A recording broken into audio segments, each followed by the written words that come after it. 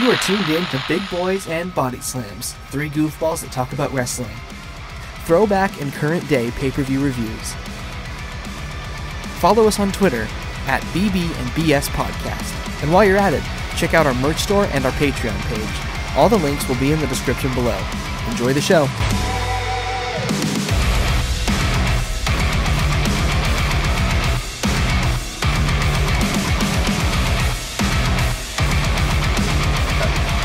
What is up, Hulkamanians, and welcome to another episode of Big Boys and Body Slams. My name is Zach. I like how you just banged the paper on the table like it did something. It did, okay? Official. I'm Zach. This butthead next to me is Kyle. Whoa. You're supposed to say Luke first. Over here we got Luke. That's gotta be Kane. The impressions are back. Woo! Now you can introduce me. And Kyle. Oh, I'm still here. That's not Kane. It is. The time has come. The time is now for me to make this show highbrow. I come with a master's in history and an archives and records management degree from WWF in Bellingham to impart wrestling history to the listeners of Big Boys and Body Slams. I'm a longtime fan of wrestling, both new and old. If you've followed this podcast, my name you've been told. I'm a bit of Lenny Poffo and some of Mike Tenay. You can call me the Professor, and my name is Joe Shea. Woo! Whoa. That was good. Professor Joe. He has his professorology degree as well. He didn't mention that. No, it's his professorate. His professorate in wrestling. I have a master's in archives and records management. So Yes. basically anything that I'm a fan of, You're breaking kayfabe. You're breaking kayfabe. You're breaking kayfabe. So I think we should probably explain who Joe is. Joe's Luke's brother, and he kind of he helps us every week telling us what we did wrong and what we did right. He definitely knows a lot more than we do. Yeah. Jesus. And I would still argue that and I got to agree with, or got to kind of come on Kyle on this one, but Oh, nice. what's his name is a Sexy. or no, this is Luke. Kinky. Dude, we're All right, it's we're saucy such a this awesome week. What's his Yeah. name? I can't think of his name. This is a real hungover episode. The power lifter that you guys got all hung Doug up. Furness. Doug Furness could manhandle anybody he wanted to. He was a national powerlifting champion, like Thank you. like Mark Henry I'm level. just gonna say Mark he had to Henry come level. on you for that. Yeah. I even came on for less. Wow. We'll get to this later, but I had a bone to pick with Luke during this show Nice. when Bret Hart picked up Vader, who wasn't a powerlifting champion, who was just a vanilla midget. Yeah, well, guess what? Bret Hart was a world champion, and Doug Furness wasn't. Doug Furness was a world champion. That's true. Just not in wrestling. Yeah. Well, but before we get into the show, we got the house cleaning stuff that Let's do it. we always got. Housekeeping. We got Google Play, which nobody listens to us on anyways. Literally, we've literally never had one person listen to us on Google Play. I looked it up. Can you blame them? All you Android users out there, come on. I mean, SoundCloud's kind of easier though. if we're Yeah, being that's true. honest. But then SoundCloud, YouTube, and everyone's personal favorite, Apple Podcast. That's right. That's Because right. I think that's where we get the most views. Kyle. Well, and I do your iTunes, and I was like I've told you before, I actually will do the iTunes for 3/4 of it, and then the last minute I listen to SoundCloud because for some reason you guys dropped the last minute. Yeah, I don't. on iTunes. I don't know what's going on with that. Yes, can somebody else let us know if that's happening to them? Nolan, Wyatt, anybody out there? I've checked the ends of a few. Some of them get cut off. Some of them are okay. There doesn't seem to be a rhyme or a reason to it. We need to troubleshoot that. Yeah. Yeah, definitely. Kyle. Yes. We sold 3 shirts this week. That's what I was gonna get to. So first of all, Caitlin, Luke's girlfriend, bought a shirt. Yeah. She didn't even tell him. She just bought a shirt. That's awesome. It was news to me. So thank you, Caitlin. Wyatt. So this is awesome. Wyatt bought a shirt, and I used to coach Wyatt in baseball, and we actually just went and saw the Story So Far together not too long ago. And Wyatt kept telling me how much he loved the podcast, and that was just awesome. So Wyatt, You thank went you. to a concert with Wyatt? He was there already, and then we hung out. I also went to a concert with Wyatt. Yeah, so we hung out the whole show there. My buddy Jake was there too. He's right behind us. He's in the crowd Dude, today. we've got such a crew. Hey, we all went out and had a little fun, minus Zach last night. And, but Daddy Zach had to go. we home and get still have some one sleep. more. We have one more shirt. oh yeah, sorry. Go ahead. Oh, Stanley Ward Sigler Ward bought a shirt. I love it. Yes, Stan complained about shipping and handling the whole time he bought the shirt, but that's all right. We went to a theater to watch Space Jam. Thanks for begrudgingly supporting us, Daniel. Yeah, so we went and saw Space Jam last night at like a second run theater, and he bought the sweatshirt, and he complained about shipping and handling the whole time, but that's all right. He still did it because he loves me. So That's right. Thank you. Yeah. So much. and I bought him a Brooks Robinson action figure, so we're all Thank good. you to everybody who bought a Dude, yeah, shirt, we and got thank some you good to sales. Joe for being with us. The Luke's Ward thing reminds me of an old cheesy joke. Let's hear it. What was the dirtiest thing ever said on television? Oh God. What? Ward, you were a little hard on the beaver last night. Oh. Hey. That's a Is zinger. that and a half Revenge right of the there. Nerds? Is that Revenge of the Nerds? That is Revenge of the Nerds. Nice. So Nice. so now let's get into us being nerds and take a look at our Nice. What a shirt. segue, bro. Wow. We're killing it. I said shirt, but I meant show. Real quick, I have to tell you guys, today we're brought to you by patreon.com/bigboysandbodyslams.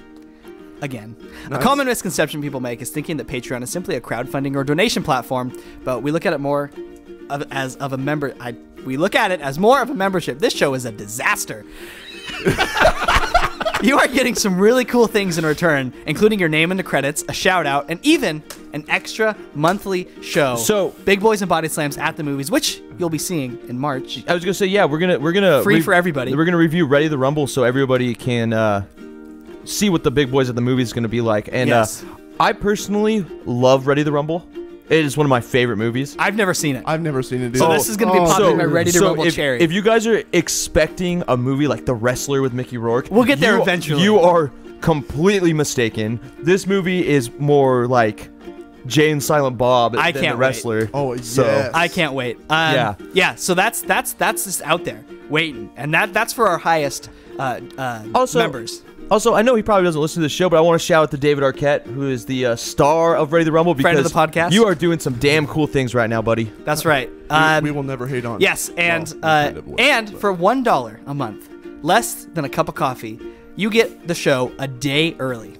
A full 24 hours early for just $1 a month. We think it's really worth your time and your money and your effort to check it out. Patreon.com/bigboysandbodyslams. And of course, come on guys, the links are in the description below. Check it out. Shall we get into the show? Let's do it. We're can doing- Can I yes. say real quick? Oh, absolutely. I respect you continuing with your promo after we interrupted it for like 2 minutes straight. Hey, you know, I just picked up right where I'm the pros pro. All right, what are we doing? Today we're doing WWF In Your House, Bad Blood, 1997, coming to us from St. Louis, Missouri, in the Kiel Center, 21,151 in attendance. What a house! And if you're Sold out, baby. yeah. Sold out. and if for some reason you want to watch this show, it is not under Bad Blood on the WWE Yeah, Network. don't mistake that mistake. It's under In Your House. Because on the me and network. Zach had that mistake yesterday. So Kyle had that mistake. I corrected him. yeah, Nice. but all right, Zach can start the show now. All right. So the show opens up. Oh yeah, go ahead, pal. I'm so sorry. No, don't be sorry. So on the network, so they have their cover art for all the shows. Uh-huh. So the cover art for this one is Undertaker, and Naturally. Undertaker is holding a decapitated head of himself, yeah. like Well, staring it at the shouldn't ground. have been. It should Why have been wouldn't it Shawn. be Shawn Michaels? Why wouldn't he be holding a decapitated? You head know, of Shawn Michaels? that's a really good point that I didn't even think of. Like, why is he holding his own decapitated head? I mean, because he has the power. Shawn Michaels doesn't have any powers. Well, Undertaker has yeah, powers. to be Come on. real, Undertaker's dead, so I mean, cutting off his own head, it's not going to kill But him. his Exactly. head's still on his shoulders. Yeah, he's too. not like a Harry Potter ghost or something.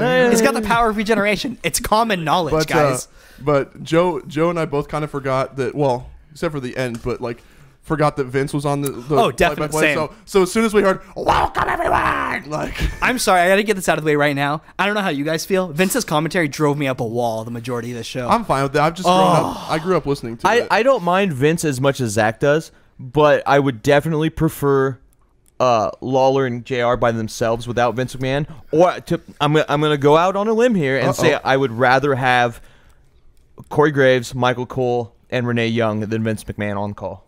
Ooh, And Vince. okay. My thing with Vince is if you go and listen to other people's podcasts and they talk about him, he is out of touch with kind of what year it is. So his yes. his commentary is very 1980s when Very. they're trying to get Yeah. edgy. I mean, This- this is well- the beginning of the Attitude Era, and he's still should be in his blue plaid outfits Yeah. that he was wearing in 1980 with the big overgrown ties and that. And kind of I'm thing. glad you brought that up because Kyle and I said when we were watching the show, like, this was an interesting era for the WWF, right? Because they're on the cusp of the Attitude Era. As you said, Bret's leaving the company, the next pay-per-view Survivor Series. Yep. Yeah. And Bret is gone after that. Everything happens. And then obviously Mr. McMahon is born from that.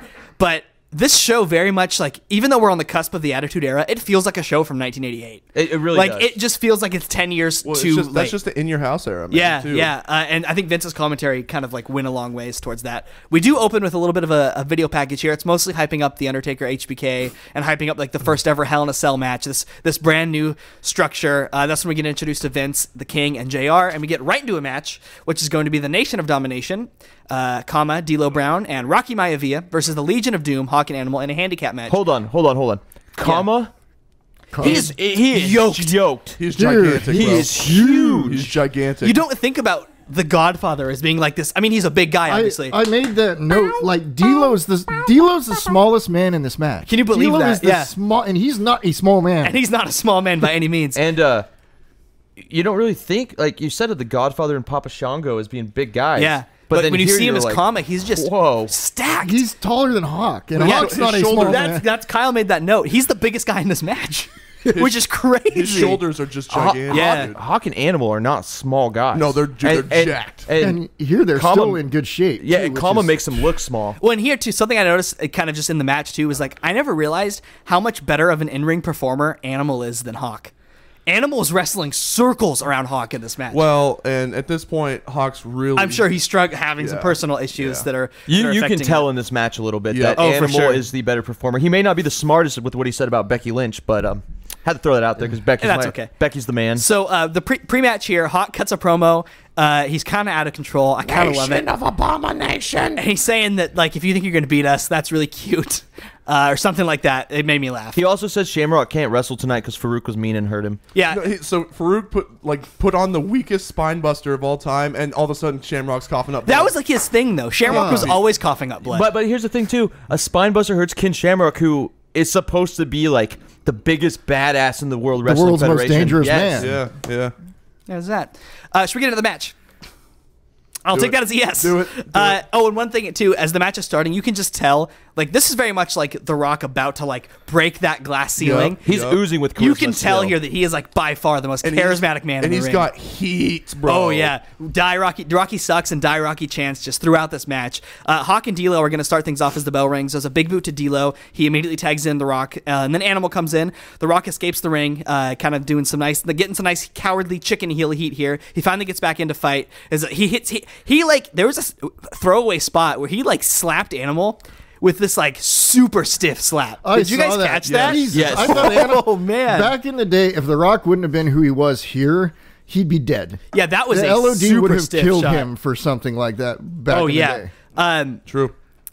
Yeah, that was super stiff, and there was a nice drop kick by Animal, and The Rock goes out of the ring after that, and then Hawk gets tagged in. There's some chops to The Rock. Kama comes in, and this is just when you know he's like the monster in this match. He goes over the top rope to come in, puts his legs over the top rope, like the classic big man entrance. Hits double clothesline. Both men no sell, so they close on each other. They both pop right back up. Hawk hits an enziguri to Kama. Animal tags in. There's a power slam to Kama. D'Lo comes in. That was a beautiful power slam. It was. There's an Animal gets running kneed by D'Lo. A near fall after he gets his leg on the rope, and then there was a bit of an ugly spot there. Rocky misses a kick by a mile. This is the worst kick I had to I've seen. We had to go back and watch it again. It was so bad. Oh, Did you yeah. guys Was catch it like a stomp? No, it was a kick to the gut. Yeah. And it was so bad He that didn't Animal catch just Animal didn't even no-sold. sell. He just looked at him. He missed it by like a lot. It was really God. bad. I mean, you do have to understand this is still like The Rock. yeah, he was is still pretty green. Right? No, Yeah. no. But yeah. It's just one of those things. Like nothing against The ugly. Rock. It was just bad. Yeah, we had to go back and watch it again. There's a couple things we had to watch twice in this show. Beaut of a pay-per-view. Yeah. So Kama gets tagged in. Animal's just getting beat up forever here. Kama hits the turnbuckle hard. After Animal moves out of the way when he goes for a corner splash. Tries for a hot tag. He does get it. Hawk comes in. The crowd's going crazy for LOD. The only thing about this hot tag, ref didn't see it. So the ref's distracted by Hawk, who's trying to go in, which allows Nason to hit a triple team splash for a near fall. D'Lo Brown's frog splash. Third best beautiful. of all time. Beautiful. It's so amazing. Third best of all time. Oh, I'm with you there. Eddie, Rob Van Dam, D'Lo Brown. Yep. That probably. And, dude, he looks like Dominique Wilkins, like when he goes to Yeah. his knees for a dunk, bro. Yeah. I love it, man. It's so cool. Yeah. I agree. I totally love it. Animal gets sent into the steps outside. That was a near fall spot, by the way. Animal gets sent into the steps outside. Does a number double clothesline. Both men are down. Hawk finally gets the hot tag. He takes out Rocky. Hits a messy power slam. We almost dropped him on his head. D'Lo tries to break the pinfall attempt, but then Hawk gets up and he elbows the Rock. The Nation gets taken out by the LOD. Everyone just starts brawling. Then Farooq comes in, or they're going for the Doomsday, and distracts the LOD, allows the Rock to hit a rock bottom onto Hawk for the win in 12 minutes. You know what? That they didn't even know Okay, how to yeah, wait a call. minute. I Yeah, was they just didn't gonna even say call it the that. rock bottom. That's a good point. And it was crazy because it was like dead silence. No heat from the crowd, Well, yeah. no, I'm talking to the announcers. He hits that move and they just are dead. There's no call. There's no. Yeah. I was just waiting for like the rock bottom, and they're like, and of course Vince, what? He hit a maneuver on him. You know, it's weird. For me as a historian, I was thinking about this in juxtaposition to WCW at the time. Big word. You've got Mike Tenay on WCW, and he's bringing in all of these wrestling terms for new moves that are coming out of Mexico and Japan because they've got Eddie Guerrero and Jushin Liger and all of these guys that are wrestling for them. And the WWF at the time is still going, like, they have no idea what to call some of these moves that are starting to come up. My now. favorite thing is just Vince would say, "What a maneuver," and then Jim Ross would just tag right behind him and be like, "That's a great Japanese arm drag." Yeah, I loved it. So that was the match. The Nation of Domination pick up the victory here. I gotta tell you guys something. This match exceeded my expectations. Yes. This is a good little match. Yes. I enjoyed this match. I actually am going to give it 2.7 stars. 2.7. Yeah, not quite a 7.5, but better than 2.5. You're back on your bullshit. I'm back. Yeah. 2.7. I enjoyed the match. I thought it was a good little opener. I gave it 2.75. Thank you. I thought it was very good. For what I was expecting, because I wasn't expecting much, and then I got this. I'm like, okay, this is awesome. Yeah. I have a couple comments about some of the wrestlers. D'Lo Brown might be one of the most underutilized wrestlers of all time. He is so good. Say it louder for the people in the back. And I think there are some unfortunate incidents that really hurt him in his career with like the draws stuff, paralyzing draws. I think that kind of played a big draws. I watched a shoot That interview one little with him thing. one time, and he kind of said that. He said that his career tapered very much after that, and it sucks because he was so good. Yeah. And one of the things I noticed too with this show is how many. And I know you guys don't like him, but there's a whole lot of Smoky Mountain wrestling talent that had come into the WWE show. Yeah. D'Lo being one of them. But another thing with D'Lo is I never realized how good D'Lo was until he was in TNA in the Aces and Eights, and he was like not as good as he once was. But I was like, I should probably go back and see how good D'Lo was in his heyday, and I was like, wow, D'Lo was really good. My other comment is Animal is so much better than Hawk in the ring. It's crazy. Yeah. Oh yeah. Mm-hmm. Yeah, it's Hawk is not that good. Animal looked fantastic. in this match. Yeah. Well, Well, this is right before like they kind of fell off. Yeah. Like Right. Legion of Doom 2000 was ass. What about Legion of yeah. Doom 2004 with Heidenreich? No, that was the greatest tag team of all time. Okay, thanks. But yeah, 2.75. So I liked it. Joe, what did you think of the match? My ratings are probably a little atrociously high, but That's okay. Same. I'm an old school wrestling fan, and I love to watch a well done power guy match. And this We call that big hoss action. and this was it. I mean, because Rock's no slouch in this match. We said all these guys are huge, and they beat the crap out of each other, and I liked it. So I did 3.5 because it was a great, All right. God it was a great old school match. All right. Like old school hard I'm into hitting. it. Okay. So after that, Wait, what the What hell? are you doing? Luke, what did you think of the match? Yeah. I'm used to having two other guys. I'm sorry. Jeez. Okay. Sorry, I'm Luke, just I gonna- don't mean to overrun you. I'm here. just gonna leave. We're off the rails, man. Okay. I gave it 3 stars. I thought The Rock sold his ass off. Yep. He had that little. You remember? So the kick and the quick drop DDT that he does that just looks so good. I'm sorry. I'm supposed to be gone. Sorry. Hey, welcome back, Zach. Oh, hey. He had that DDT even then. There was a couple, like you said, like the missed kick and stuff. There's a couple iffy spots, but D'Lo Brown just has so much swag. He sold his ass off too, and yeah, it was a really well done match. Good solid heel work, and especially for a handicap. I mean, I think it really got the story told and the job done. So 3 stars. Right on. Okay, can I move on? Yep. Yes. I apologize, Luke. Thanks, pal. After that, Sonny and Doc are backstage hyping up the chat line. That's right, the WWE chat line. Lord. And my Sonny favorite thing, sucks. and on the subject of the chat line, you know what? Be nice. On the subject, she's pretty terrible though. On the subject of the chat line, She's just not a good person, man. something interesting about this chat line is They blocked out the number on the screen. However, they did not block out Sonny saying the number. So, Kyle. In the age of cell phones. Here we go. Shall we see? What's the number, first of all? It's a 900 number, so anything could happen. 1-900-737-4WWF. And we're going to call them right now. Do it. Damn it! The call you are attempting to place We're is 0 not for 2 for these chat line numbers. One of these days we're gonna do it, and I'm gonna get like a dirty A sex porn line? thing. That's what I keep waiting for. And then Tana, my fiance, is gonna hear it and be like, "What the fuck What were is you that? doing?" She doesn't listen, does she? No, but Okay, good. of course the one episode she would listen to is that Exactly. one. Okay, I want to get to the next part.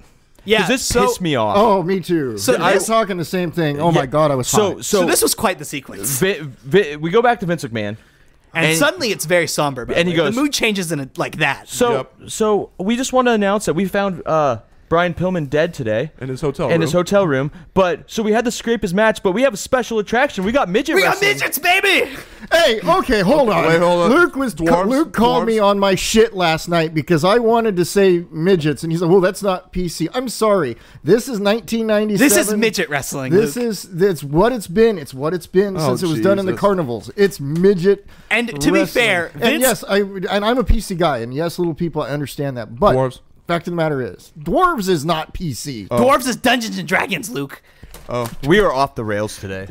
I'm sorry, it's my fault. Okay, and to claim be full fair though, responsibility. to be fair, Vince called them an attraction. Yeah. So this is a no, step no, no. above It was that. derogatory. Yeah. We are in the sideshow at this point. So we went from the chat line bouncy and happy. Oh my God, call the chat line. Chat with wrestlers. Brian Pillman's dead. Oh my God, here comes the midgets. It's Dude, like, what is happening? And this was supposed to be Brian Pillman versus Dude Love, bro. Yeah. So, I know Mick and the Foley didn't WWF get his payday and doesn't get his match, and God, that would have been a great match. Calm down.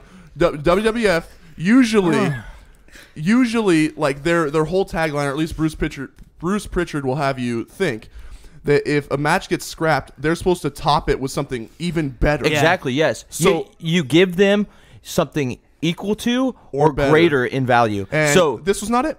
I was going to say there was an example that they used a little bit, and it was how back in the day somebody got hurt. And it wasn't a big star, and they replaced him with Razor Ramon in the match because Razor Ramon was a bigger star. Yes. So I just think it's unfortunate that this show was like clouded with the news of Pillman's death, which is super unfortunate. And it's actually one of the earliest. It's like the earliest wrestler death I can vividly And remember. what's crazy to me is they didn't. It's another thing they didn't stop the show for. I mean, because I know they took a lot of heat for Owen when when Owen died and Over the edge.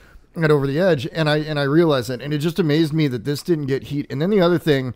So there's more tie into this. There's a Monday Night Raw episode that I want to say was either the next day or the week after, where they brought Pillman's wife in and they interview her. And if you go on YouTube, you can find this. And it's the What? most disturbing thing I've ever seen in my life. She's still grieving for her husband, and they did a live simulcast from her house interviewing her. That's about- horrible. It's Yikes. legit. It's I feel like, and I know obviously Vince wanted to be on was on the commentary team for the show, but I feel like as the face of the company, you should be with Pillman's family in this yes, situation. you should yes. let Get JR off of the commentary team. That- Go be with if Pillman's that family. and- they found out hours before the event. So Yeah. that, and we're gonna see later because they're gonna bring up like what they think the cause. oh Yes, man, I was- we'll So- talk about that. But Vince.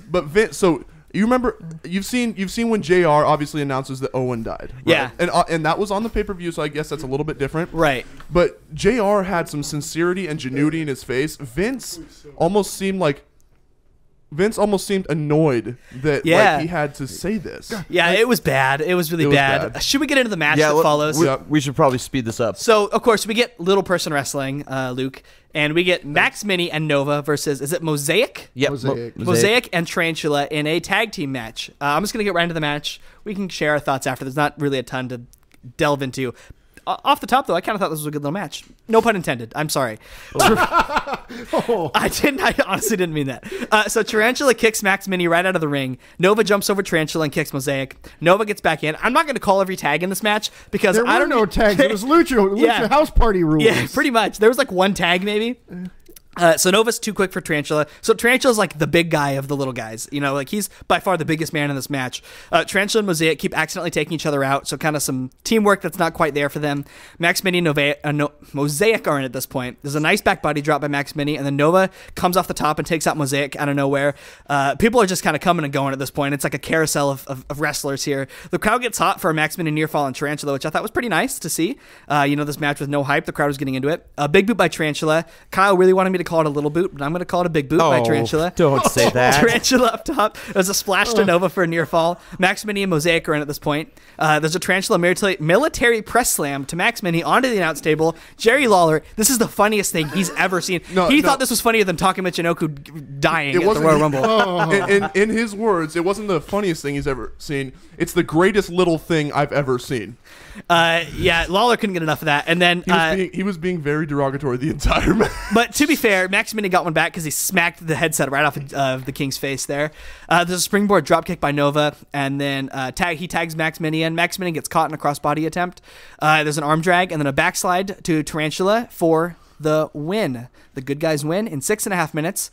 For a match that was just thrown on this card, these are some athletic dudes. It was fun. I enjoyed the match. I give it 2.5 stars. The crowd was actually kind of into the match too, which helps. What did you guys think? Okay, so I gave it 2.5 stars, and I'm going to share a little story here. Okay. Story time. So my grandpa used to go see wrestling in Texas back in the day. And he used to see Terry and Dory Funk when they were like 14, 10 years old. And he always tells me how great it was when they'd bring the midgets. Because he said it would not pop, but he said it'd make the crowd so excited. And I see why, because this match was so fun. They were going so fast, and I loved every minute of this match. And you got to think that back then too, I bet they didn't have any actual lucha on that. So that was their exposure to lucha. That's like Sky Lolo and Lord Littlebrook and stuff like that. So this is why I'm here, folks. I really enjoyed this match. I wish it wasn't in the place of something so somber. I wish it was just like the opener of the show. But I really enjoyed it. I thought it was really good, and I think these four were very talented wrestlers.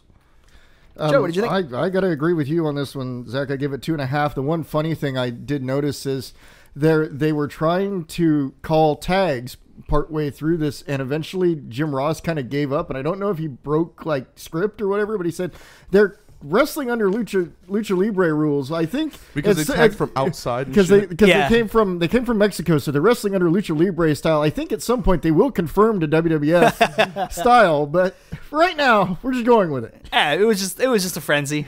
Luke, I actually gave it 2 3/4. Awesome. I really enjoyed it. It was a lot of fun. It was kind of messy, but Lawler from the get go. I don't know if him and Max Mini just had like a little rivalry. If Max Mini showed up on WWF programming before and like got one over on him. But like from the get-go, Lawler's like, there's a fan behind me, with a sign that says Lawler fears Max Mini. And then just the entire match is just on his ass. Oh, yeah. Like saying he should be on a Lucky Charm box and like just going on. That's just going back to Lawler. Yes. The things he said in his career. He said some very problematic He could not get away with now. Oh, so no way. I wish he was still on commentary sometimes. It wouldn't work. But it wouldn't work because I don't think he could stop himself. No, he and Heenan both were that way. Yeah. Bobby was. And they're both great, yeah. Yeah, and nothing against him because I love Jerry Lawler. He's probably two of the greatest. He's probably my favorite announcer of all time, to be honest. Damn. I've always loved Jerry Lawler, other than the whole never mind. Yep. Yeah, but so the things he says would not get over now. No way. But I am super excited that him and JBL are calling the Royal Rumble next week. And Luke is going to hate me for this, but I love JBL too. Are they? I didn't even know. It's those two and Michael Cole, I believe. Yeah, I believe you're right. Well, but Byron Saxton's not going to be on there, so JBL is going to actually have to call a match and not be like, Saxton, you suck. And I will give this to Saxton. He is the closest thing to a modern day Heenan I've seen. What? He's so What? His wit is so quick. Byron Saxton? Not Saxton, but I'm sorry, Graves. Oh, yeah. Pardon me. Jesus. Yeah. See, I'm old school. I don't know the new guy. No, I agree with you, though. I think Graves in the Attitude Era would have gotten over huge. So, he's somebody else who you can tell has to filter what he says. Well, the thing is, for him, he's done so, after his wrestling career was basically over. Right. He tackled that, and he studied and like behind the scenes called so many matches that not obviously not recording or anything. Like he tackled this job and he took it so seriously, and you can tell because he's gotten refined better and better. his work. Yeah. I do feel like we're getting a little bit of like overexposure to him right now with him being on Yes. both I shows. definitely agree. Yes. Uh, One more thing I want to throw on that. Yeah. I would not mind it if they tried to put King or JBL just on SmackDown, just so we didn't get overexposed with. I or agree. even I think they Coach. need somebody else. Or Make- just have a put- 2-man booth. Yeah, or put That's a heel, okay. put a Yes. heel coach Yeah. that has a character. Yeah. But anyway, get to the next Yeah, so after match, that, I guess. if we that's get what an it's called. advertisement for the classic Smoke and Skull Stone Cold shirt. Austin 316. I loved this. I love this little So promo. over, bro. It's a great shirt too, by the way. Yes. Classic. When you think Stone Cold, is one of the first pieces of merchandise that will come to your mind. And then after that, Sunny comes out for some reason and introduces the Tag Team Championship match. She's going to be the special guest ring announcer. And oh boy, this is when the pay-per-view really starts to slog for me personally. This match is going to be God, the what a Godwins classic. versus the Headbangers, who are the current Tag Team Champions. And this is for the Tag Team titles. The Godwins are Henry and Phineas with Uncle Cletus, who is just straight up wearing a Confederate cap. Dude, there was a lot of Confederacy going on. They all had Confederate flags on their overalls. Yeah. And then the Headbangers, who of course are Mosh and Thrasher. Oh boy. I'm going to get right into this match. Phineas became Midian, by the way, Yeah, he would become Midian and then Naked Midian. and he sucks. And then Uncle Cletus was Dirty White Boy and in T.L. Smoky Hopper. Mountain. Oh, really? Okay, Yeah, I didn't know so, that. Again, a lot of Smoky Mountain guys. This is time. Cornette's influence, I think, at this period specifically was Yeah, very he heavy. was lot working of- with him, yeah. Yeah. All right, I'm just gonna talk about this match. I thought this match sucked, but let's talk about it. So Mosh and Henry start things off. Thrasher. So they go outside the ring. Oh, Luke wants to make a comment. Go ahead, Yes, Luke. before this match starts, I think when Mosh, he did one of the most impressive, gross things I've ever seen. Oh yeah, he hopped spits up a loogie and then spit catches it. Spit it like 10 feet in the air, and then measures it and catches it back in his mouth. It was awesome. It was awesome. It was the best thing about this It was match. amazing. It was like Mr. Perfect, but if he wore Except a he kilt. batted the gum away instead of catching Yeah. it in his own.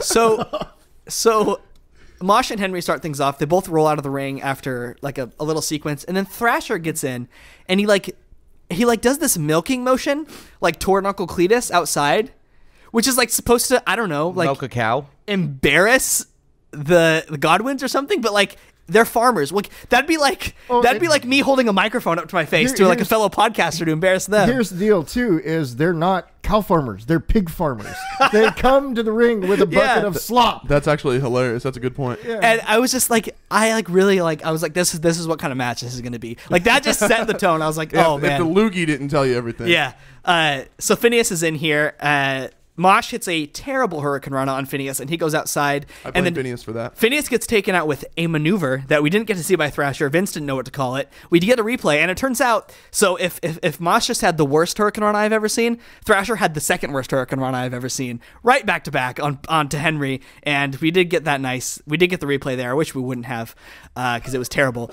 We get a double team body drop, which almost murders Phineas because he lands directly on his head. That was supposed to be a flapjack, but he rolled through it. Oh, okay. So he I was couldn't supposed tell. to land front first because the Headbangers always did that. Yeah, I couldn't tell what But was once supposed again, to happen. Phineas is just screwing up here, dude. Yeah, and he's lucky he didn't break his neck on that spot because it was really bad.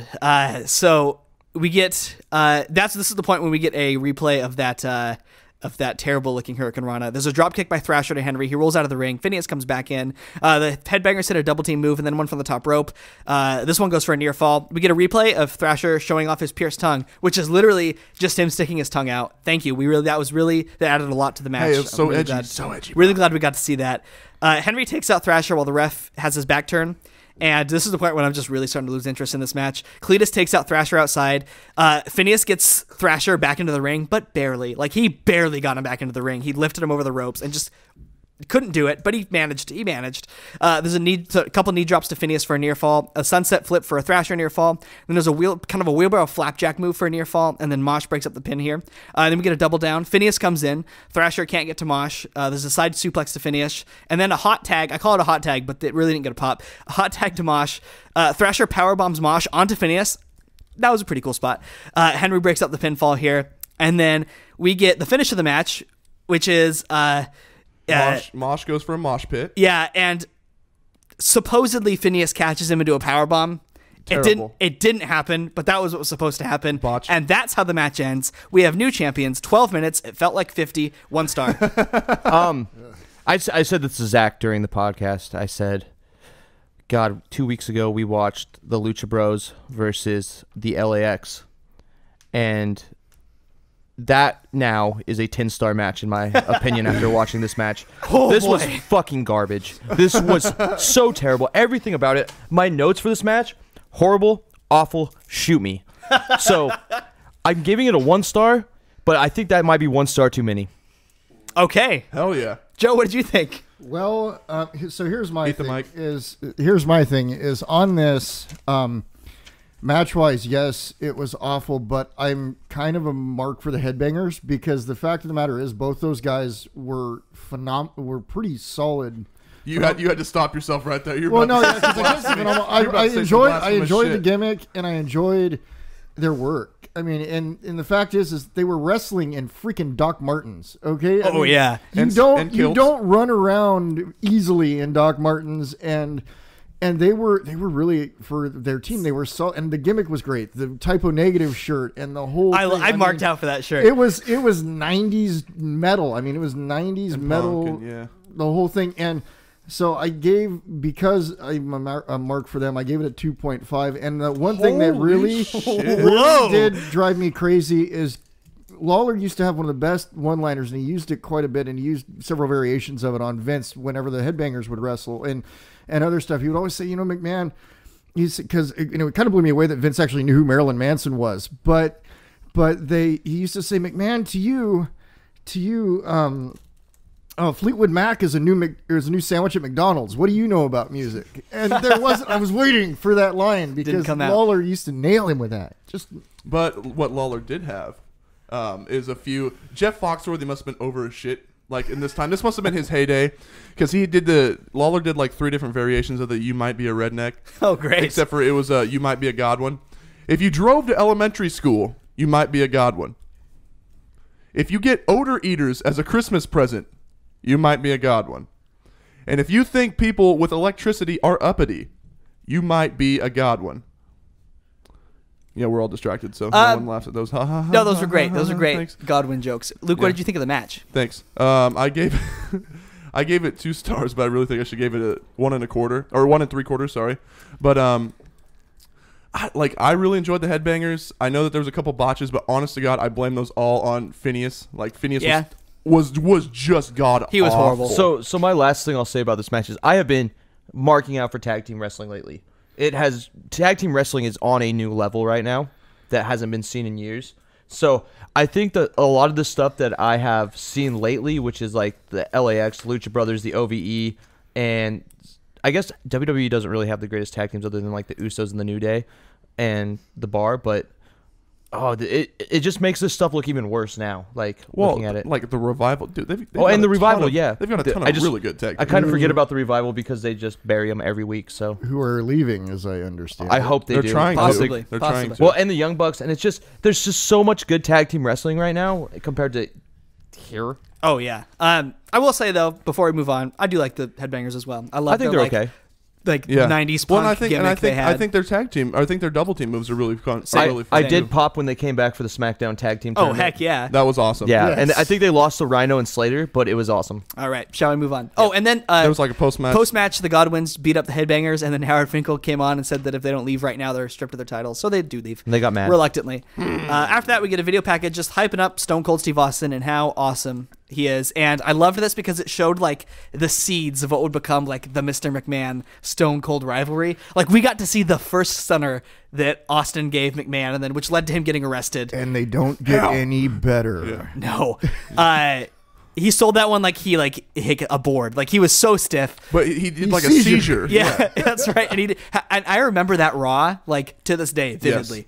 I remember Austin getting carried away by the police in handcuffs. I remember him stunning you can kiss McMahon. my ass. Like, hell So yeah. we got to see like what would become like the hottest rivalry in the late 90s in wrestling, and I thought that was really cool to see. And of course, Austin is on the shelf, but he would be making his return at Survivor Series. So this kind of traces back into a story of the IC title kind of tournament that's been happening. We get the finals of it, which is going to be Owen Hart and Farooq a little bit later on, kind of just tying all that together with a neat little bow. Yep. And then JR is in the ring, and we get a little tribute to some St. Louis Wasn't there like promoters a and wasn't there legends. like a Michael Cole thing? Yeah, with Owen Hart, and Oh. Owen Oh, Hart yeah, I'm sorry. struggled through it. He looks like like a cracked out version of Pee Wee Herman here. Like I don't know what was going on with Michael Cole during this time, but like He's Spikle Cole here. yeah, yeah. So he interviews. So he says Austin is here, but he won't talk to anyone. And then Owen Hart shows up, says he's gonna win the IC title, and Austin's gonna have to give it back to him personally himself. Man, Owen, usually a great promo, struggled to get it. Almost like He was reading hit or off a miss prompter. almost. Yeah, I guess that's fair. Because we've seen him botch a couple. So again, just feeding into that rivalry, and then we get the JR in the ring. They do a nice little segment where they honor several like local legends, not even local. Like the Harley Race was there, Jack Briscoe, Gene Knitsky, Sam Muchnick, Yes. and Luthez and Terry Funk and Dory Funk. I think that's everybody. And they each got like a little package, a little like history Well, it was about all them. guys who would like either are from St. Louis or did something historical Yeah. in St. Louis. Yeah, I thought it was interesting. I really liked it. I think yeah. it's, and I'm sorry, I'm probably running you guys longer than you usually go, but I think it was opportune in a way that I could be special on episode. for this, because these guys, like, yeah, it was St. Louis, but the fact of the matter is back in the day, for these guys' time period, they were national level stars. Yeah. Dory and Terry Funk were each NWA champions. They were the only brothers to ever hold that title. To get like each, I mean, they've never had a brother pair hold the NWA title. Serious ever. question for you now, because me and Zach were talking about this yesterday. Is the only father-son to hold the NWA titles Cody and Dusty? Yes, I think I so. figured. Okay, we figured, but we weren't 100% sure.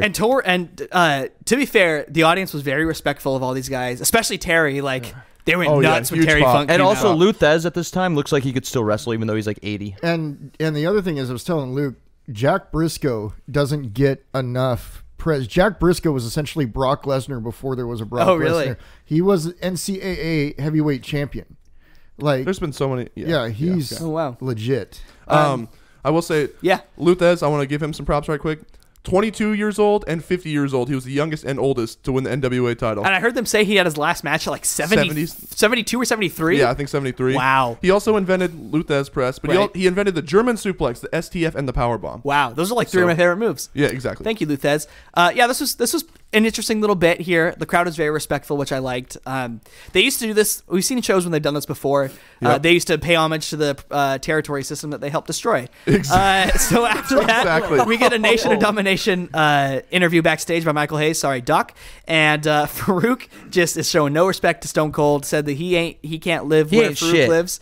Pretty much says he ain't shit, and he's gonna beat up Owen Hart tonight. And then Can I ask? Yeah. So, Farooq is the first African American world champion. Yes. And they put him in this damn gimmick. He rocked it. Like, yeah. he made the best of it. Yeah. But this is like a legend in the Yeah. wrestling business. Can I mention something too, kind of on what piggybacking what you I just think said? I know where you're going with Go this. ahead. Go So ahead. on our Slam chat, Big Boys and Body Slam chat On Facebook. Facebook, Join the group. We Join did a Royal Rumble like post where I was trying to. It was kind of an experiment for me to see who people would want to throw out first, and people were throwing Ron Simmons out super early. And we were wondering if, had he said Farooq, if he would have lasted a little longer. But do people not realize No. that he was the first ever African American world champion and not a bad wrestler? No, he's I a would good argue. I wrestler. would argue some of the folks in your Slam chat, and I'm not dogging them. Well, they're they're just just young, they're just bro. new school. Yeah, Exactly, yeah. They're new Exactly. school fans. They Yeah. don't understand. And, So if and you were I'm an not older much, listener, come join this damn and chat. I'm not much older than you guys are, but because of my background, I kind of study this stuff and know this stuff. So yeah, Ron Simmons was insane. He was legit. insane. Okay.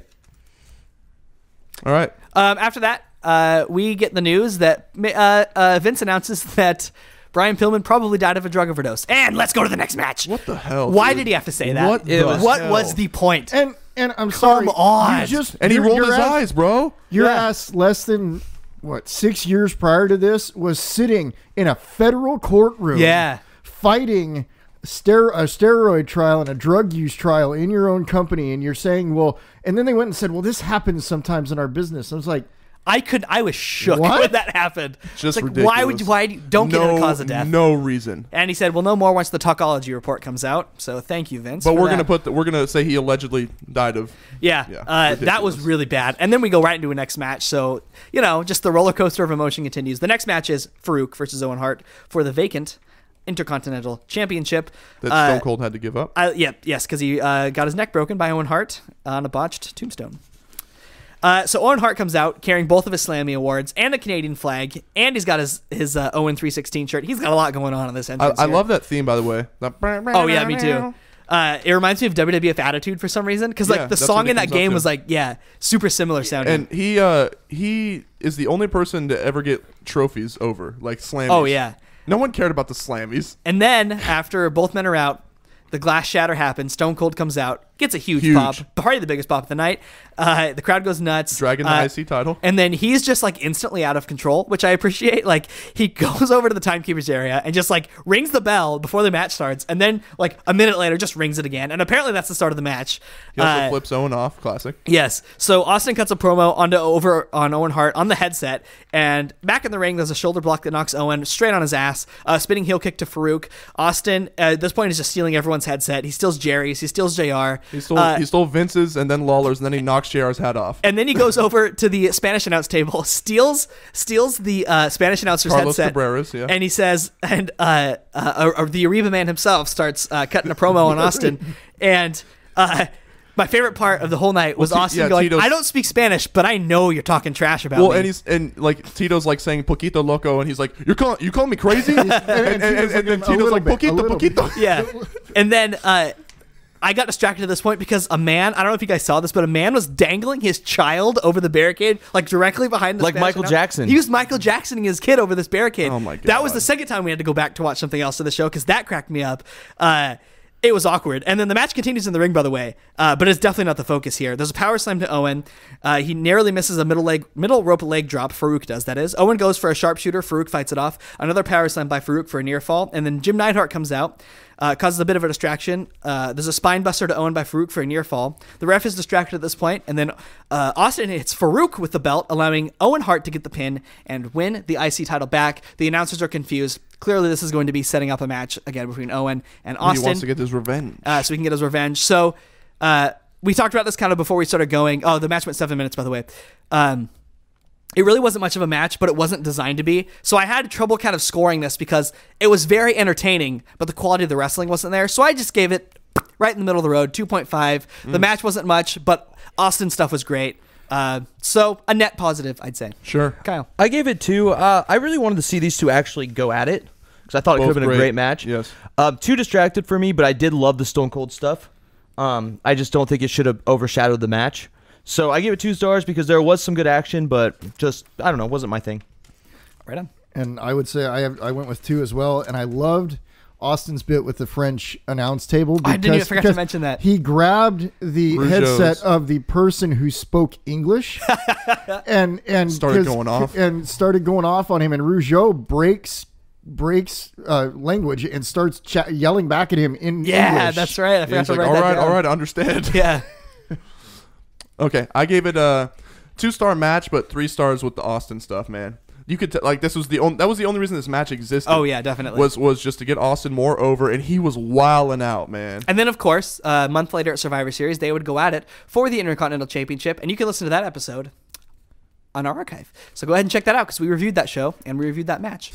Got to plug when you can. Just dude, this Austin, who didn't have any allegiance, he didn't, he wasn't a heel, he wasn't a face. Yeah. He screwed with everyone. Yep. And anyone. I loved it, dude. He's just the antagonist. It was awesome. I looked at Luke and I went, Eric Bischoff fired this Can guy. you believe it? Just because he wouldn't let him be him, man. So after that, we get a video flashback of everything that took place on last week's Raw, where the Hart Foundation took out Vader and the Patriot, Del Wilkes, the Patriot, Who has Kurt Angle's theme song. beat him down. Yep, that's very true. True. And then we get Los Boricuas versus DOA. So Los Boricuas is Jesus Castillo Jr., Jose Estrada Jr., Miguel Perez Jr., the hairiest man on planet Earth. and Savio Vega. Oh, Luke, what was your nickname? For Miguel? Yes. I called him Jorge El Animal Steel. Dude, he was so... Kyle thought it was like tattoos, and I was like, no, dude, it's hair. You got to check this out. It's like A-Train hair, Yeah, bro. it was... Worse than A-Train hair. And I'm sorry, Savio Vega, I don't remember him being in like this rough a shape. He was in rough shape. But he still looked good. Oh, Like, yeah. Yeah. But man, he was in some rough. He had some. And you got to understand, Savio is actually a fairly older wrestler here. He'd been that's wrestling true. in Puerto Rico for years prior to this. Also, Steve Austin always sings his praises as an underrated really? wrestler and someone who taught him a lot of things about the business. Brawl for All contestant Savio Vega. So, Yikes. or he might have pulled out actually. I don't remember. Nice. I try not to remember the Brawl for All. God dang it. So Jose and Skull start things off. Jose gets clotheslined. 8-Ball gets tagged in. Gets incorrectly labeled by Vince as Chains, which caused a great deal of confusion for me. And then Miguel gets tagged in. 8-Ball gets the advantage. I didn't write many notes for this match because nothing happened. Well, can I say that JR just kind of prefaced this match? He's like, if you have $1 for every clothesline in this match, these boys will be rich. He pretty much just like... He's literally saying this match is going to suck. He pretty much from the admitted like, get-go. I hope you like kicks, strikes, and clotheslines, friends, because that's all you're going to see here. Miguel comes in. This is when I noticed that he is literally hairier than Robin Williams. Crush comes in. Vega comes in. There's a belly-to-belly for a Crush near fall. Chains, the real Chains, comes in. He gets attacked by, as Vince calls them, Vince's words, not mine, the pack of them outside. Oh, God. Bit problematic. No. Yes, he Oh, did. I didn't catch hear that. that. He did. He Oh, called him God. the pack of them. Again, those are Vince's words, not mine. So the pack of them attacks DOA outside. Corner clothesline, teamwork by the Boricuas. They all kind of just one by one clothesline Chains in the corner. Vega comes in, hits a rear chin lock to Chains. There's a crossbody to Vega for a near fall. Jesus gets tagged in. A nice messy drop kick to Chains. Miguel comes back in. I just couldn't stop talking about his hair because I wrote down he's so hairy I can't even take it. He was very distracting. It was worse than Albert, I think. There's a running knee to Chains. Vega comes back in. He oversells a turnbuckle spot. I always appreciate a good oversell. Everyone brawls. And in the meantime, there's a DDT from Jesus for a near fall, and then a tilt-a-whirl backbreaker. And this was to Chains and DOA, or by Chains to Jesus. And DOA a wins. messy looking tilt-a-whirl It backbreaker. was. The crowd popped for it, though. Well, I mean, it's a tilt-a-whirl backbreaker. That's man. true. It's impressive. And that was the end of the match in 9 minutes. DOA wins.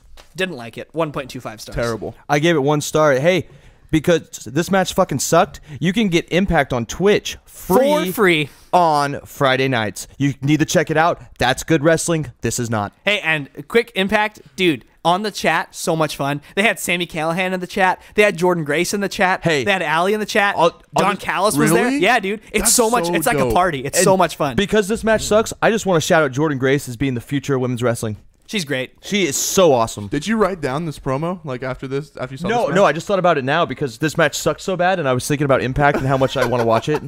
Okay. Joe, what do you think of this match and this show? I'm old school, and for me, the DOA, they had a lot of really solid big men on it. I went 2.0. I mean, you've got Crush, you've got Crush was bad. Brian Lee. Brian Lee was bad. So here's the thing. We're going to have like a brother throwdown on this. Usually he's giving this to Kyle, so I'm sure he's kind of And relieved. and who are Well, the I'm other glad two? to be No. Who are the other two in DOA? So we got Crush, Brian Lee, and then the Harris brothers. Ass 1 and Ass 2. Ron and Don, be nice. Oh, sorry. And the thing is that if you go back and look at them and some of their territory work and the stuff they were doing previous to this booking of them as a biker gang, they were good, solid big men. I mean, Crush was the third member of Demolition, and I mean, he was a gimmicked up character for a long time, but the guy was a solid big man worker, and that's Who thought he deserved a lot more money, and we see how that worked out for him. Settle down. What? What did you think of the match, Luke? I gave it actually a 1.5 stars just because of Savio's sell job. But yeah, it was a gross match. It was super stiff, quite a few botches. Very meh. Yeah. It was 9 minutes, but it felt like 19. Yep. So after that, Also, make sure you watch Impact Friday nights on Twitch. Friday night's Twitch. are we sponsored by them? What are you doing? Okay. Maybe to lead this. Okay. Impact, pay us. Let's time out right here. Okay, we're time out. Wrestling is going to hit a boom period right now. Yes. Right? And Impact is not getting enough viewers, Yes. but they are putting on the best show on TV other than maybe NXT right now. Yeah, I buy it. They're better than Raw. They're a little bit better than SmackDown. They have a roster stacked full of studs. They have the LAX. They have the Lucha Brothers. They have Brian Cage. They have Johnny Impact. They have Jordan Grace. They have Tessa Blanchard. Dude, they have Rich Swann. They have Sammy freaking Callahan. They have the OVE. This show is amazing right now. When he's right, and he is right. So at this point, backstage, Michael Cole interviews the British Bulldog and Bret Hart. British Bulldog is just chewing the scenery here. Like, the first thing you see when they cut to the back is the British Bulldog just, like, flexing, like, 3 inches away from the camera lens. And they cut a promo basically saying that Americans suck and Canadians are the best.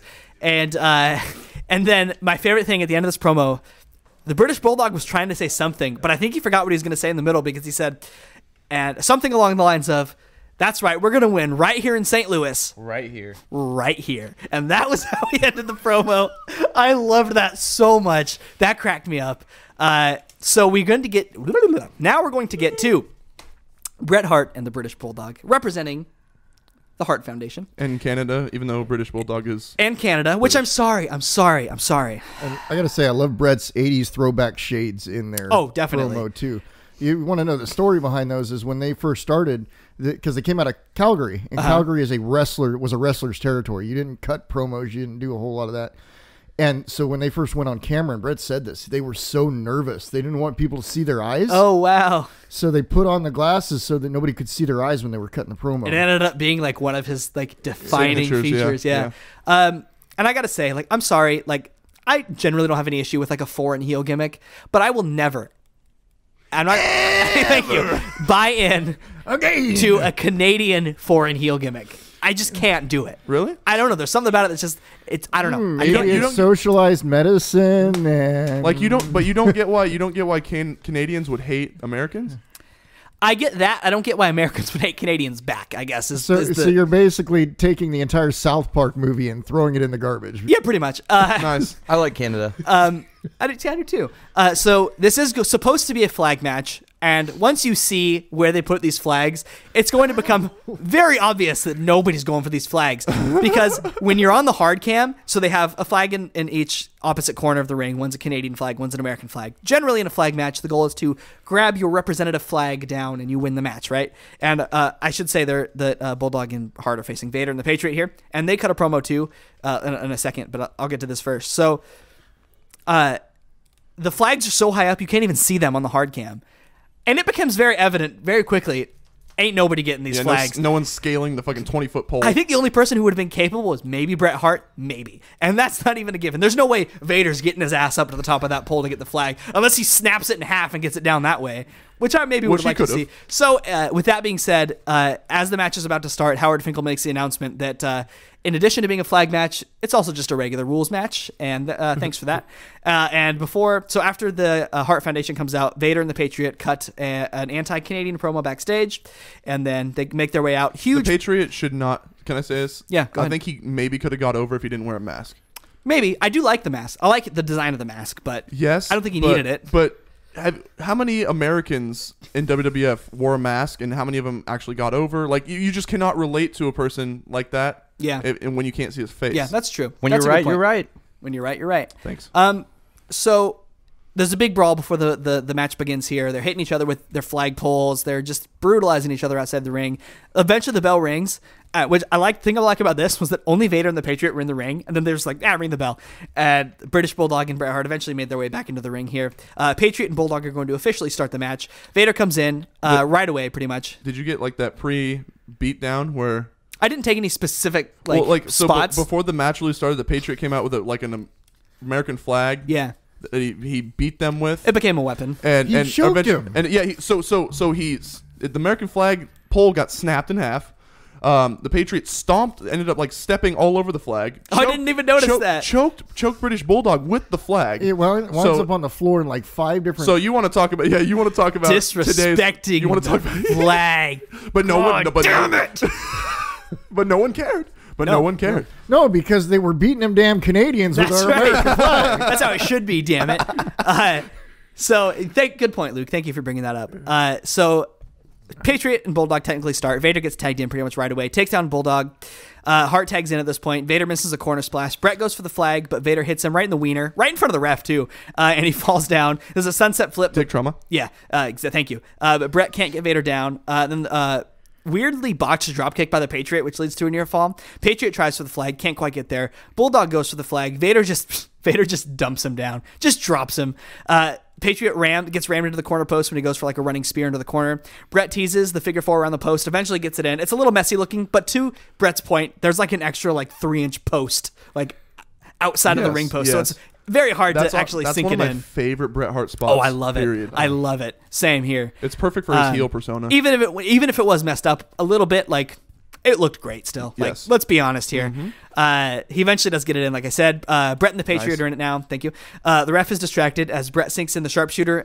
The Patriot gets one of his own in very briefly. Vader, Bulldog, and Bret all lumped together like in the corner, and it's very obvious what this is for because they're all just like it's just like a giant lump of like people, and then the Patriot just like takes advantage of it, climbs up on top of everybody, and goes for the flag. Can't really get it there. I'm lost. Hold on. Okay, here we are. Thank you. And this is what I wrote. This is when I wrote that it was so high. The flags are so high, you need jetpacks to reach them. Essentially, Vader comes in and he boxes Bulldog's ears. I love that. He gets to the ropes. He hits a side suplex to the Bulldog. There's a splash to the Bulldog. And then that leads to a Vader near fall. Vader tries for the flag. Thanks, buddy. I appreciate the effort. Bret fights him down, though. There's a pinfall attempt, but the ref is distracted, which allows Bret to recover. Hits a side suplex to Vader, which was awesome. Did you have an issue with that? Doug Furnace? No, Bret Hart. Oh, no, Who no. is not a power weightlifting champion. No, That's no, what I should- Bret Hart's just a little guy. Yeah. No, okay, but he's the best there is, the best there was, and the best But there he was. shouldn't be able to lift Vader because When you are, I knew this would get Kyle going. That's why. when I you brought are it up. all of those things, when you are the best there is, the best there was, and the best. so a power lifter can't lift a guy, but Nope. a guy that's not a power lifter who's just a little dude Exactly. can. You're Okay. getting it, man. So can Now Rey, you're getting Rey it. Mysterio should be able to lift Big Show, but Matt Morgan shouldn't. Hey, I'm pretty sure in one of the WWE games I was able to do that with Rey Mysterio. So Bret sinks in the sharpshooter to Vader here. The Patriot headbutts him. Bret legitimately didn't even flinch. Completely no-sold it. I like that. There's a leaping shoulder tackle from the Patriot to Bret. That does break up the sharpshooter attempt. And then the Patriot gets the figure four. And there's a delayed suplex for a Bulldog near fall to the Patriot. A power slam to Bulldog for a Patriot near fall right after that. Patriot goes for the flag. Bulldog gets him down. Nice suplex here by Bret Hart onto the Patriot. And then a slam by Vader. He goes for a moonsault. Bulldog moves. And Vader nearly landed on his feet, by that the was way. crazy. Probably would have his knees would have not have thanked him for that, but it looked great. He only had to go down to one knee, which, hey, I was very impressed by that. Vader goes for the flag again. Bret stops him again. The crowd was really hot at the start of this match, but they just died. This match was way too long. It's not hard to Yes, see why the yes. crowd lost interest in it.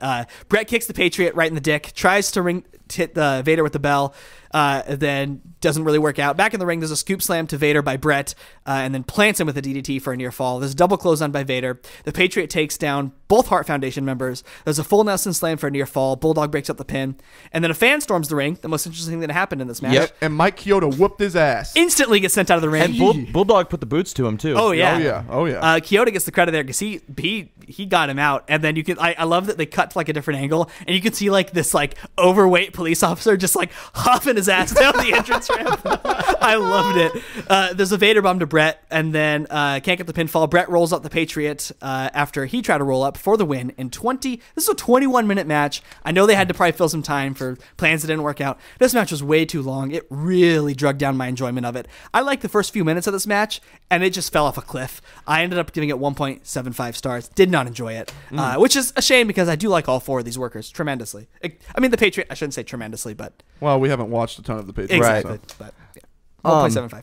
I gave it 1.75 as well. I was bored after the first 5 minutes. I had a hard time making through this match. It was just so boring. This show was just dragging for me, and I was just miserable until the end. The ending was great. But. Yes. And I think for me, I got to say, I think part of the excitement of actually being able to do this with you guys, and thank you for that, by the way, made me really enjoy this stuff and start looking at it more and in depth. Vader here, for the time, could still go. Oh yeah, He was a working summer. Oh, Vader was great. Holy crap. And so I did 2.5, and the one thought that ran through my head is Vince Russo was on their booking committee at this time, and we're pretty fortunate that 97? it was him and Cornette and Pritchard and Yep, he's right. and so This is a Russo-ass match. No, we're actually lucky because if it was a Russo match, there would have been ladders to get the flags. Or, Yeah. or Judy Bagwell on a forklift. Yeah, or a forklift to get up there. So yeah, Luke, what'd you think? I give it 2 stars, and honestly, there was some good spots in there. I think Vader looked good. I think Bret Hart looked good. Vader almost reversed Bret Hart into an excellent looking sharpshooter. I wish I would have seen that. I know. I wish he would have actually applied it. I I gave it 2 stars just because it was so slow. I mean, Yeah, that's fair. I think the Pillman Dude Love match was supposed to be an extended amount of time, and you could tell there was just all of these matches pretty much just went that extra like too long. Oh gosh. Oh, does Bret Hart have the most pin reversal victories ever? Probably. Like he's like, and he gets away with it because he's like the excellence of execution and shit. But yeah. And then post match, the good old white meat baby faces just beat the shit out of the heels, and that's that. And we cut away. Well, yeah, like they have like a mean streak. Yeah. It doesn't make sense. And then after this, you can see the shot of the cell. It starts to get lowered a little bit here, and then HBK gets interviewed backstage. He's glad it's a non-title match. I loved that. Just cowardly heel heat by Shawn, saying he doesn't have to put his precious title on the line.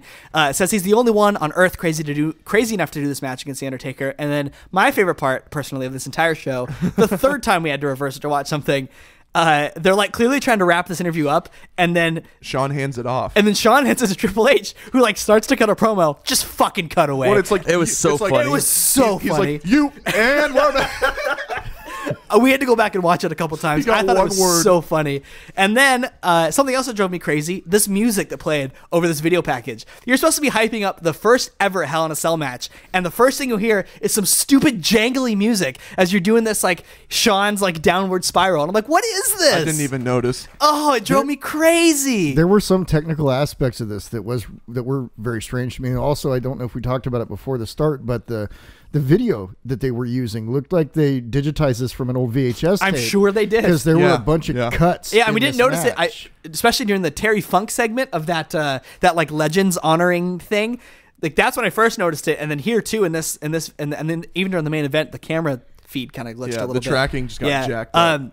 Man, the music. Go back and listen to the music in the beginning of this promo. It was fine in the second half, but it was like this like jangly '90s pop song. There's so many times now on the show that on this podcast that we've seen promos that just had not fitting music. It was just terrible. And this was definitely a case of that. I liked the content of the package though, basically Yes. just chronicling like the new Shawn Michaels and all that. He Jazz. looks great too, by the way. And then we're going to get the match. Sergeant Slaughter and Hebner check under the ring to make sure there's no funny business going on. I really like that because I did it's too. in hindsight, it's great foreshadowing. I mean, they're trying to Yeah. say, look, like it's the old magic trick. There's nothing in the hat. There's no rabbit here. Well, even with the foreshadowing, I kind of liked it because he's making sure DX isn't trying to pull Right. some yeah, crazy I like shit. that. I like that. And to me, like even though I knew what was going to happen, it made me feel like the refs were taking extra precautions so DX didn't get involved. yeah, no, I agree. I liked it. Mm-hmm. And then Shawn comes out.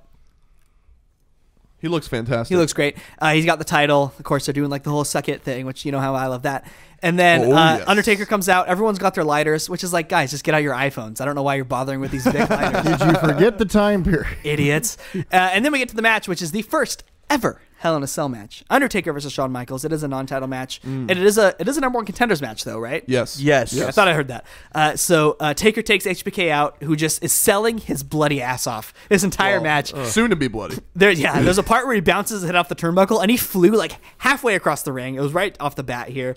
There's some corner strikes to Taker by Shawn. Go ahead, Luke. Can I also say I love this Undertaker? Oh, me too. The I was costume. telling Kyle this is probably my favorite Undertaker besides like when the dead man came back. Like Yeah, this the WrestleMania pre-ministry 20. Undertaker, I love, dude. Yeah, when he was a tweener and he just did his own thing, everyone loved him. I love the costume. I love the The teardrop. teardrop even. tattoo. Yeah. I was telling Luke too. One of the things when they do the awards every year, the whole Warrior Award thing. Uh-huh. The original premise of that was that the Ultimate Warrior wanted backstage people to be honored. Uh-huh. He wanted the makeup artists and stuff.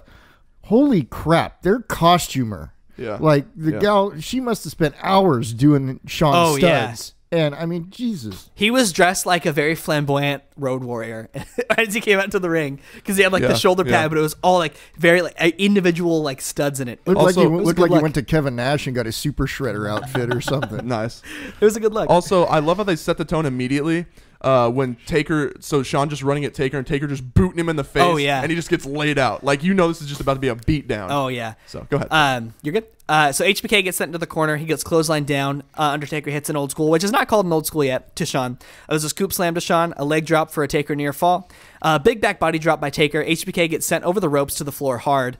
Taker gets choked out. HBK tries climbing up the cell to escape, and he just gets thrown down by the Undertaker. That was a nasty bump he took, and they got like no heat from the crowd. But man, I thought that was like That was a huge spot. Like, 'cause he was high, and the way he fell was nasty. Oh, yeah. It was effective. Yes. It was very effective. Nice. Yes. Taker sends Shawn into the cell wall, and then he gets clothesline. Taker tries for a powerbomb. HBK fights off for a second, tries climbing again, but then he gets slammed into the cell wall, and then he gets slammed into the love ring this post, and then the cell wall, and then the ring post, and then the cell wall. It was great. I love that spot. Just Undertaker just manhandling Shawn here. Every time Shawn would get a counter, Taker would just stomp his ass out. And that was a note I made is their juxtaposition in size. Like that this would not have worked and looked as good as it did if Shawn were a bigger man, i.e. a Mick Foley, say. Yeah. Without you, there is no way this podcast would have juxtaposition twice in one show. I like the word. What can I say? It's a good word. It's a good word. You've got to professor and something it. else here is that I loved that. I mean, I'm sorry. I thought they used the two perfect guys for this match. I agree big two time. perfect guys for So the first amazing. match of this type. HBK at this point gets frustrated and pushes over the cameraman. Shawn fights back. He gets some strikes outside, and then HBK sends Taker into the cell wall, hits a suicide dive. HBK climbs up the cell a ways and then hits a beautiful elbow drop on the outside to Taker. Well, you got to say how he gets out of the cell. Oh yeah, that was great. That was Yeah, he genius. beat the hell out Well, of the he cameraman. said the cameraman, and then he No. said he was climbing the cell, right? Oh, we're still on the inside of the cell, pal. okay. Oh, There you Yeah, go. so- Because the cameraman took 2 bumps in this match. Yeah. Yes. Okay, So that good. was the first bump. Okay, There's the second cameraman bump to come. You're good. So then he hits the beautiful elbow drop, climbing on the inside of the cell. And then HBK dives off the apron, and he grabs the steps, hits Taker with them, and then sets him down the bottom half of the steps. And HBK hits this brutal pile driver on an Undertaker on the steps. I miss a pile driver. I in love a good WWE. steel yeah. step spot. Oh, I mean, same. And to combine that with a pile driver, beautiful. spike. I loved it. And then this is when the camera started to glitch out a little bit. And there's a top rope axe handle to Taker by HBK. He sets up a chair in the corner and then just grabs it after that and then slaps Taker with it for a near fall. And then Taker gets tied up in the ropes. He gets out of it, though. I love that spot. I loved it too. HBK gets back body dropped outside of the ring. This is when the cameraman gets taken out. And then HBK gets mad again and just punches him for good measure. Sergeant Slaughter at this point opens the cell door to be open so they can assist the cameraman. HBK teases a sweet chin music. He hits it. Can't get the pinfall, though, because the ref is distracted, getting the cameraman some help. Both men get outside the cage, so now they're outside of the cell. HBK hits a missile drop kick, goes for another, but gets caught, catapulted into the cage. HBK is busted open, deep and good. Oh my He is God. bleeding buckets here. Crimson mask. Yeah. I mean, he was always a good bleeder, and this was like one of his prime like bleeding And moments the for thing me. that always struck me is for somebody that bled so well, if you look at his forehead, No there's no scars. scar tissue. Yeah, None. yeah, that's a good point. And then he gets lawn darted into the cell wall twice. HBK climbs up to the top of the cell. Undertaker climbs up top too. He gets back body dropped onto the top of the cell. And then I love this shot because there's a cameraman inside the cell, and Shawn Michaels and Undertaker are up top, and Michaels is literally bleeding on the camera lens. Yeah. I absolutely That was such loved a that. through the ceiling. Amazing. Yeah. I love that shot. Amazing. It was great. Love it, love it, love it. And there's a military press to Shawn on top of the cell. And I had like a heart attack moment because I was like, oh my God, he's going to throw him off the cell. And I've seen this match. Yes. I know Yes. it didn't happen, but it was the camera work because you couldn't see, like, the edge of the camera was not at the edge of the cell. Right. And he goes off camera for a minute. And I'm like, oh my God, he's going to die. Where he springs like 5 feet. Yeah, it was great. It was good, again, good camera work there. HBK is just a bloody mess at this point, and then he decides, I don't want to be up here anymore. Tries to climb down. Get away! He gets on like a support beam halfway down. Undertaker pushes him off right through the announce He table. stomps on both of his feet. Yeah, he stomps on his feet. That's a good. Yeah, thank you for bringing that up. Throws him down, and he falls through the announce table. I forgot there was a table spot in this Oh, match, really? And it was beautiful. It was. Luke and I had a debate on that one because they didn't clear that table off. No, And he if you landed watch- on a On a monitor, bro. Yeah, it That popped had to up and hurt. hit him in the face. Yeah, it hit cut him. I think he or- landed on it in his back, which is, Yeah, a man yeah. with an injured back. That's what you want to be doing. Good. And then it bounced up. Yeah, it hit him right in the face. Probably opened him up a little more. I think it did, yeah. Because at this point, you can see just like a stream of blood coming Just down. dripping. And then Taker grabs him and just beals him down. He produces a chair from underneath the ring. They're back inside the ring now. A huge chair shot to Shawn Michaels. That was payback. Oh my goodness. Because we saw multiple times, like previous to this match. HBK that- was assaulting Taker with Yeah, a chair. he in whacked previous him like weeks. 3 times. Yeah. Excellently in the head. It was a stiff chair shot. And right after that, the lights go down. Creepy organ music starts to play. And then you see Paul Bear. You see a big, large, masked man. And Vince says, That's gotta be Kane. and it is. He says Kane. that like 10 times. The lights are red. Kane makes his way to the ring. Both men have a stare down. You can Oh, really wait. No. Kane, what does Kane do to make his way to the ring? rips the door off. Oh yeah, he forgot to mention that. He rips the cell door off of its the hinges. hinges. I loved that. And the chain. awesome. Yeah. It was chained shut. Gets into the ring. You can really see the stilt under his boots, by the way, here, if you like look really carefully, because this was back when he was wearing some pretty thick platform boots. I didn't even think about that. Yeah, you can really see it because here. Glenn isn't quite as tall as And Steve. he was eye for eye with him here. He was above him a little bit. Yeah. And so they stare each other down for the longest time. And Taker's in awe. Like He calls for pyro. For the very first time, we get the Kane pyro. The flames go up. The lights come back up. And then Kane hits his first ever tombstone onto the Undertaker. The ref finally recovers because he was taken out at some point. I don't remember when exactly. Shawn has just enough wherewithal. Well, Kane ripped the door off and then, that's right. whacked He threw Earl's head Earl on with the cage. And then the ref recovers, counts the 3. Shawn wins in 30 minutes. So this was the match to watch from this show. I think so. I kind of had trouble with what to grade this because I try and grade things on what I see today with my eyes, and 1 year later we would get something that would top this tenfold. Yeah, but that was a completely different type of match. And this was nothing. This was not. This was a great match. It was the perfect way to debut the Cell. It was the perfect way to debut Kane. I give it 4 stars. Match of the night, easily. Watch this match. I gave it 4.5. I thought it was really good, but I don't know. I don't know. I give it 4.5. It's really, really good. I just don't think it's in the 5-star territory for me. I'm about to just give this match a big handy. So Hey, go for it. go ahead, Joseph. Well, and I have to say, Luke and I debated this, and I agree with his points, but I give it a 4.5 because I hate, you've got this big feud you've built up for months, and I realize there's probably no other better way to debut Kane, but you've got this big feud, and you blow it off with somebody coming in, hitting one move to the Undertaker, and done. It was like so. I'm about to.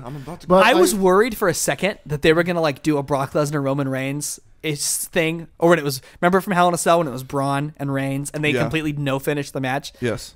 So at least they had a finish. They had a finish. Which was great. Like, Shawn barely is able to get his arm over him, and Earl is barely fucking conscious, and a slow 1, 2, 3. Like, so dramatic. Go ahead, Joe. And Finish to your you, shit. well, I was going to toss it to you on this one. You made a really good comment about the difference in Kane and the Undertaker and their tombstones, and I really liked. I love Kane's tombstone. Like, I love Kane's tombstone because Taker's is super drawn out. He goes up really slowly and plants him down. Kane's has one motion. Kane's just boof, and you're on the floor. I like both dead. men's tombstones. Yeah, okay. You done? Yeah. You good? All right. Luke, This you have match, the floor, first of my all, friend. this is Dave Meltzer's second ever 5-star match. What was in the first? WWF, the Razor Ramon and and Shawn Michaels? the ladder match. This match was incredible.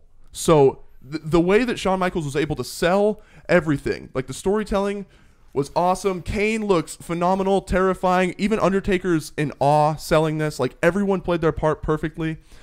I know you don't like it, Joe, because it wasn't a clean finish. Here's the thing, man. This match set up what became a 6-month. So Kane and Undertaker went back and forth. They did not wrestle. This started their rivalry. They did not wrestle until 6 months later at WrestleMania. That's the first time Wow. they got in the ring. To be honest, this set up like a 20-year feud almost. Right. That went back and forth. Yeah. Probably my favorite rivalry of all time. Yeah, this is kind of off topic, but me and Zach were looking at some pay-per-view cards the other day, and it was in 2010 or 11, Kane beat Undertaker for a title, a world title. How crazy that it was is. always Yeah. there. Wow. So crazy. That was always going back and forth from friends to foe. So Luke, I'm guessing So- you gave this match 5 stars. So 5 stars, and this deserves every bit of it. Okay, so here's things to think about. Sorry, I just need to get this off my chest. They needed to get the belt off of Bret. He was leaving. Yeah. Okay. Next month, Bret screwed Bret. Yeah, then thanks, Dakota. Next month is a screw. Next month's a screw job. Brett screwed Brett. They painted the picture of Shawn not having a chance. Undertaker had him dead to rights. Yep. No pun intended. And this set up, one of my favorite feuds ever. So built up for 6 months before they ever scored off in the ring. Current WWE needs to take notes on how to build a rivalry like that. Yeah, Because definitely. that was incredible. Definitely. This was storytelling at its finest. I know why Dave Meltzer absolutely loved this match, and I, all this time later, absolutely loved this match. Match, So, match of the night, easily, I think, for Oh, probably all 4 of us. yeah. Yes. Well, if you're going to watch Well, one show from this match, yes. one match from this show, watch this one. It's great. It's worth a watch for sure. So should I get in the next? Oh, we got No, to grade no, the no, show. no. Come on, man. Guys, Jeez. So that was it. That was how we went off the air. Overall, This was like a lot of early Attitude Era shows, a one match card for me. But that one match was really good. This was going to be probably a D show for me, maybe even a D- show for me, because a lot of these matches in the middle of the card were just slogs. This brings it up a lot. I gave it a C, just because that last match was so eventful and just so fun to watch. And the first match as well was good as well. So it kind of started and ended with something positive. Bookends. Yeah. Exactly. I gave So it a C. I gave it a C minus. I had a hard time sitting through the show. If it wasn't for the Hell in a Cell and the midget match and then that first match, the Brian Pillman thing almost like so bad. The stuff that they said about Brian Pillman almost made this a D- show on its own. And if it wasn't for that Hell in a Cell, I would have. Vince is so tone deaf. Sometimes, yeah, man. that pissed me off.